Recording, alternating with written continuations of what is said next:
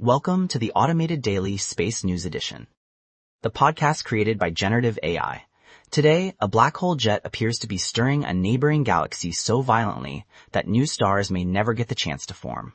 I'm Trent Teller, and this is your space news briefing for July 22, 2026, with fresh science, launch activity from China and California, and a look at how experts are planning humanity's future on the Moon and Mars. This episode is brought to you by Stock MVP.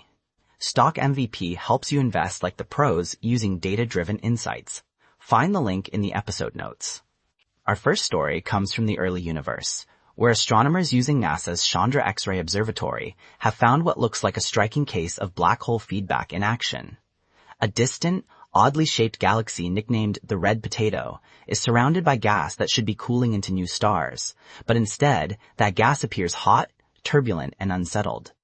Researchers say the likely cause is a jet from a supermassive black hole in a neighboring galaxy, effectively stirring the gas and suppressing star formation. It's a dramatic reminder that black holes do not just consume matter, they can also control how nearby galaxies grow. Next, China added another launch to its busy space calendar with the third flight of the Gravity-1 rocket. The Y4 mission lifted off from a maritime platform east of Shanghai and placed 9 satellites into orbit, showing how sea-based launch operations can add flexibility to a nation's launch system. By moving launches offshore, operators can choose more favorable trajectories and reduce some of the constraints tied to fixed land-based sites. For China, it is another sign that launch capability is broadening beyond traditional spaceports. In California, SpaceX successfully launched 24 Starlink satellites from Vandenberg Space Force Base. But what makes this flight notable is the timing. It came just a day after a last-second abort, the kind of halt that happens when onboard or ground systems detect something outside safe limits. A rapid return to flight after an abort shows both caution and confidence. The mission only proceeds once the issue is understood, but the system is mature enough to recover quickly.